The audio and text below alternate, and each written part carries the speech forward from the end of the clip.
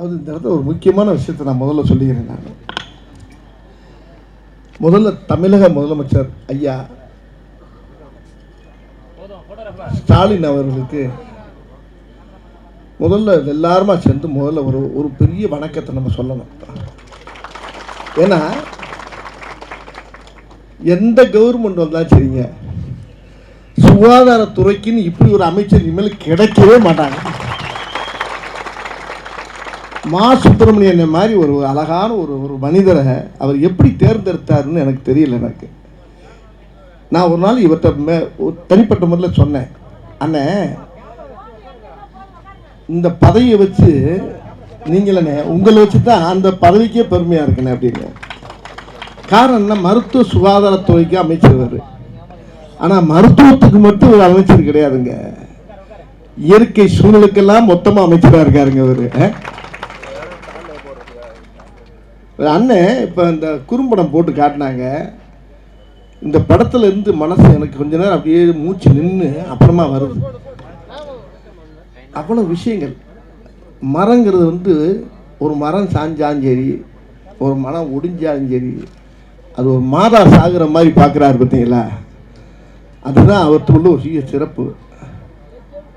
நான் கேள்விப்பட்டேன், பெரியவங்ககிட்ட எல்லாம் சிலவங்க சொல்லுவாங்க, எனக்கு ரொம்ப பெரியவர்கள்லாம் சொல்லுவாங்க, இப்போ கிராமங்களெல்லாம் ஒரு மரம் வச்சுட்டு அது சாமியாக கும்பிடுவான். அதில் ஒரு மஞ்சள் துணியை கட்டி ஒரு மரம் வளர்த்தாவே அது தெய்வத்துக்கு சமமாக மாறி கட்டா காளி கட்டான்னு சொல்லி சாமியாக கும்பிடுவாங்க அந்த மரத்தை.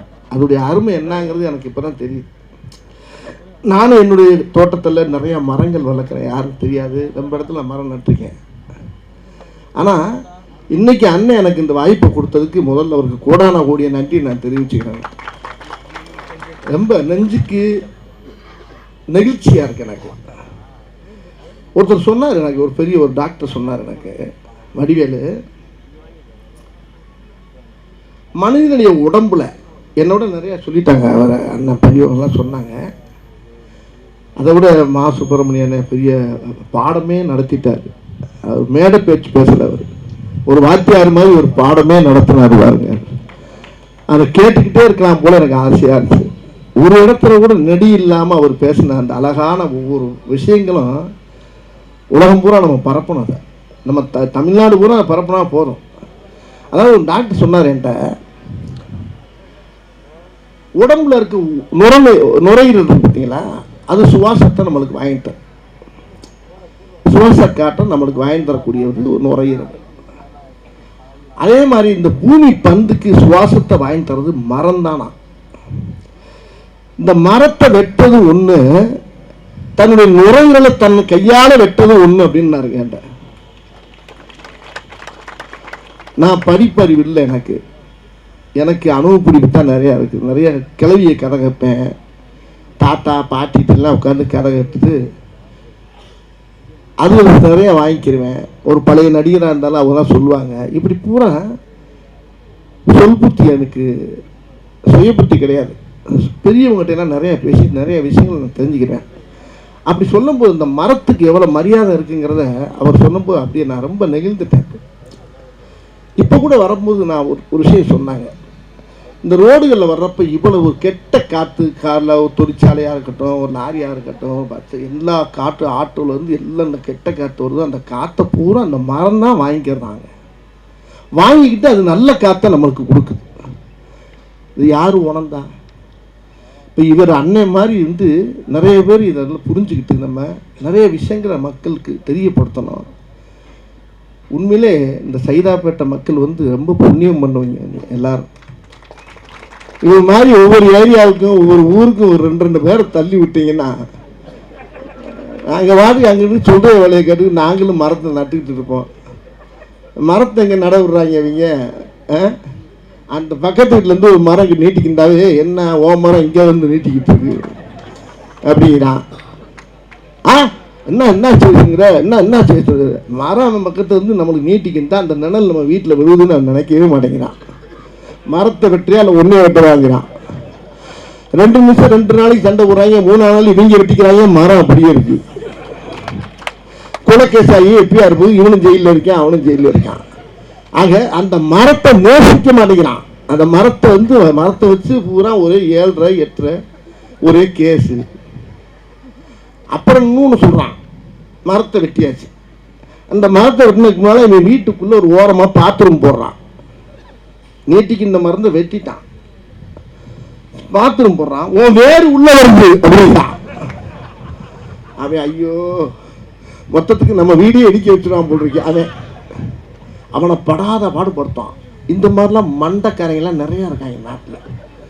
அவங்க படுத்துகிற பாடலாம் நீங்கள் பார்க்கல. நீ ரூல்ஸ் பேசுவான், சட்டமே அவனுக்கு தெரியாது, சட்டமும் தெரியாது, விட்டமும் தெரியாது.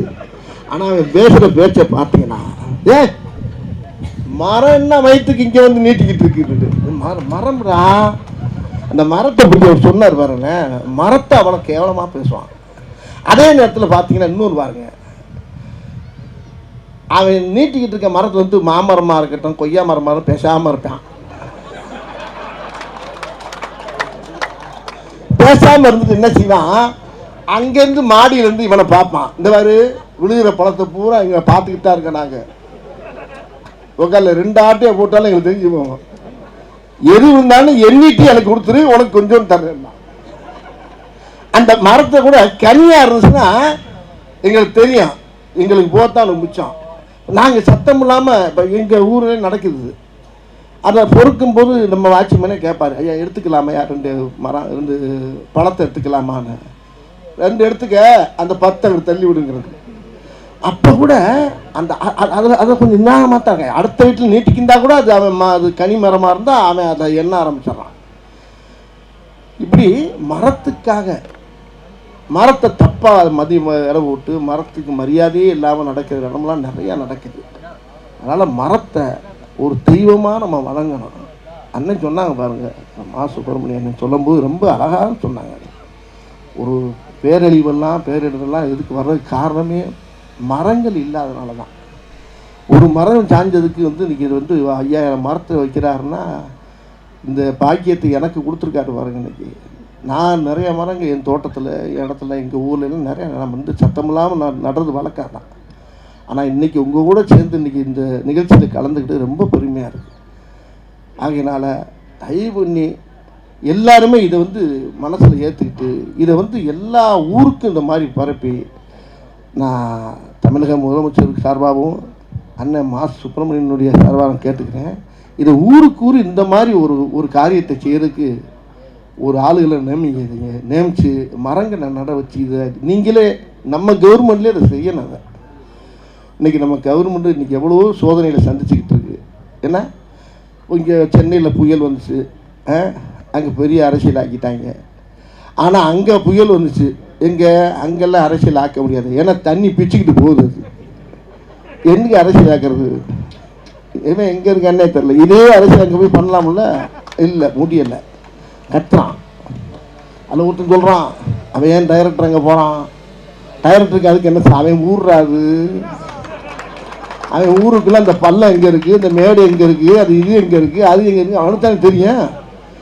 போகக்கூடாதா? அப்போ என் ஊரில் வெள்ளம் தான் தனசனி உட்காந்துருக்கு, அது ஊரில் வெள்ளம்னா அதான் வேட்டியை கட்டிட்டு நிற்கணும். இவன் போகிறான்னா, நான் போகாமல் என் ஊரில் நான் போகாமல் எவன்டா போகிறது? போகணும்ல. ஏன்னா எங்கே கிடந்து கத்துறான், எந்த குடிக்கில் கிடக்கிறான்னு அவனுக்கு தான் தெரியும். அதில் இன்னொரு வார்த்தை சொல்கிறான், உதயநிதி எதுக்கு அனுப்பி வைக்கிறாரு? உதயநிதி யாராரு?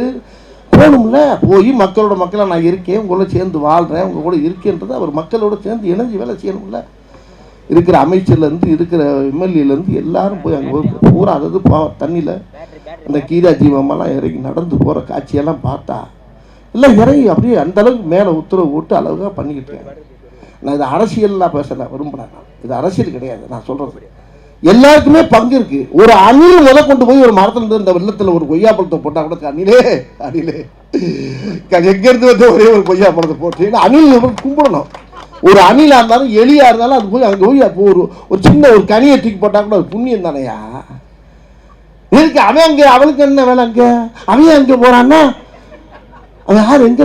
அமெரிக்காவில் இருந்து வந்திருக்கான் மாரி செல்வராஜ். தப்பாக பேசுகிறாங்க. நானும் அடைக்கடைக்கு பார்க்குறேன், முடியல. நான் யாரையுமே இப்போ நான் தனிப்பட்ட முறையில் சொல்லலைங்க. உதயநிதியெல்லாம் என்னையா தெரியுங்கிறான். உதயநிதி என்ன தெரியும்? அவர் அழகா கேட்டுவிட்டாரு. ஒரு பத்திரிக்கையாளர் கேட்குறாரு அவர் போய், எங்க என்ன ஒன்று என்ன வேகமாக வேலை நடக்க, நாங்கள் என்ன ஊர் சுற்றி பார்க்க வந்திருக்கோம், டூரிஸ்டாக வந்திருக்கோம், பார்த்துக்கிட்டு தான் இருக்கோம்லங்க போக கேட்டு. அவர் நல்லா பேசுவார். என்ன வேலை செஞ்சுக்கிட்டு தானே இருக்கு எல்லாம். ஒரே நாளில் இப்போ மழை பெஞ்சு வெள்ளம் அடிச்சுக்கிட்டு இருக்கும்போது ஒரு வேலை காணாங்க. எப்படி நீச்சலில் போய் என்னத்தை தரப்ப நாங்களாம் போக முடியுமா? போக முடியாது. மக்கள் போடுற கஷ்டத்தை உண்மையிலே உணர்றாங்க கவர்மெண்ட்டில். அந்த அளவுக்கு அந்த அரசு அழகாக பண்ணிக்கிட்டு இருக்குது. இதில் ஒரு அழகான ஒரு காரியத்தை பண்ணுறாரு பாருங்க அண்ணன். உண்மையிலே அவருக்கு பேருக்கு முன்னால் மாசு அப்படின்னு வச்சுக்காதீங்களா, மாசுபடியாமல் பார்த்துக்கிறக்கூடிய அளவுக்கு இருக்காங்க. இது மாசற்ற மனிதன், நல்ல மனிதர் மகா சுப்பிரமணியன் அவர்கள். என் பையன் பேர் சுப்பிரமணியன்னா உண்மையிலே அந்த பேர் ராஜ்கீயெல்லாம் ஒரு நல்ல எண்ணங்கள் உள்ளவங்க அவங்க. அண்ணன் அழகாக கஷ்டப்பட்ட காலத்தில் நான் பார்த்துட்டு தான் இருக்கேன் அவரை. இந்த மாதிரி ஒரு நிகழ்ச்சியை நடத்தி என்னை வர வச்சதுக்கு ரொம்ப ரொம்ப ரொம்ப ரொம்ப சந்தோஷம். உங்களெல்லாம் சந்திச்சு சந்தோஷம். நானும் இப்போ அங்கிட்டு போய் ஏதாவது மரங்களை வாங்கி பிடிக்கி நட்டுக்கிட்டு இருக்கேன். நம்ம நீங்கள் சொன்னதுக்கப்புறம் இன்னும் நிறையா இறங்கி வேலை செய்யணும்னு இருக்கேன். இது ரொம்ப நல்ல விஷயம். அது இயற்கையுடைய குழந்தைகள் இங்கே உட்கார்ந்துருக்கவங்களாம் இயற்கை பெற்ற பிள்ளைங்க, இயற்கையை நேசிக்கிறாங்க பார்த்தீங்களா. அந்த இயற்கை தான் கடவுள், கடவுள் தான் இயற்கை. அதனால் இதெல்லாம் இயற்கை சமாச்சாரம். ஒரு மரம் வளர்ந்து பார்க்கும்போது அப்படியே நம்ம கண்ணுக்கு அப்படியே கண்ணில் தண்ணியாக வரும். என் கூட ஒருத்தர் இருக்கார், ரூபன் சங்கர்னு ஒருத்தர் இருக்கார். அவர் தங்கச்சி இறந்து போச்சு. அவர் இறந்தோடனே ஒரு மரம் தங்கச்சி மரம்னு சொல்லி என் ஆஃபீஸ் வாசலில் கொண்டாந்து ஊட்டிட்டாங்க. அந்த மரம் அந்த தெருவையே மறித்து போய் அவ்வளோ உயரமாக நிற்கிது. அதில் ஒரு கொப்பு ஒன்று கிராஸாக போச்சு. ஒருத்தர் வந்தார் மாநகராட்சியிலேருந்து, அண்ணே இதை வெட்டலாமான்னாரு. என்னைய வெட்டு, இதையே வெட்டுற, அது நல்லா தானே போய்கிட்டு இருக்கு மேலே. ஐயோ இருக்கட்டும் வர்றேன். நல்லா இருக்குது அந்த மரம். அதில் கொய்யா மரமும் இருக்குது, எல்லா மரமும் இருக்குது. ரோட்டில் விழுகும் போகிறவங்கலாம் பிறக்கி இறக்கி சாப்பிட்டு போவாங்க. இப்படி நல்ல காரியத்துக்கும் பயன்படுறது, நிழல் தருது, நம்மளுக்கு ஆக்சிஜன் தருது. அதனால் இந்த மர விஷயத்தில் எல்லா பேருமே ஒருமித்த கருத்தோடு இருந்து இது பூரா நம்ம தமிழ்நாடு பூரா நம்ம பரப்பணுங்க. இதுக்கு நீங்கள் ஏற்பாடு பண்ணுங்க. இது என்னைய கூட தலைவராக போடுங்க, நான் போய் வேலை செய்யணும். ஒரு பேச்சுக்கு சொன்னேன். அதனால உங்களெல்லாம் சந்திச்ச சந்தோஷம். இனிமேல் யாருக்கும் சால்வையை போடாதீங்க, ஆளுக்கு ஒரு மரத்தை கையில் கொடுங்க. உன்ன ஒரு சால்வை வேண்டு வந்து பொத்துறீங்கல்ல, பொத்தாதீங்க, மரத்தை வாங்கி தலையில் வச்சு விட்டுருங்க, கொண்டு போட்டு அதை செய்யுங்க. இனிமேல் மரம் தான் நல்லது. மரம் மரம் மரம் உம்மரம் எம்மரம் எம்மரம் உம்மரம் மரம் மரம் மரம் மரம் சொல்லி மரமும் ஒன்று, தன்னுடைய மாதாவும் ஒன்று. மரத்தை வளர்த்தா அந்த பூமிக்கு நல்லது, பூமி தாய்க்கு நல்லது, இந்த பூமி பந்துக்கு நல்லது. எல்லாரும் நல்லா இருப்போம். எதிர்கால சந்ததியெல்லாம் நல்லா இருக்கக்கூடிய ஒரு பெரிய ஒரு குறிப்பில் வந்து, அதாவது இந்த கெட்ட காற்று வந்து ஹாஸ்பிட்டலில் 1.5 லட்சம் 2 லட்சம் 8 லட்சம்னே கணக்கு வர மாட்டேங்குது. அந்த அளவுக்கு செலவு போகுது. ஆனால் அந்த மரம் காசே வாங்காமல் நம்மளுக்கு நல்ல காற்றை தருது. அதை மதிக்கிறோமா நம்ம? தயவுன்னு எல்லாரும் மரத்தை மதித்து இந்த மாதிரி மரம் நடுறதுக்கு எல்லாரும் உலகம் பூரா பரப்புங்க. வாழ்த்து.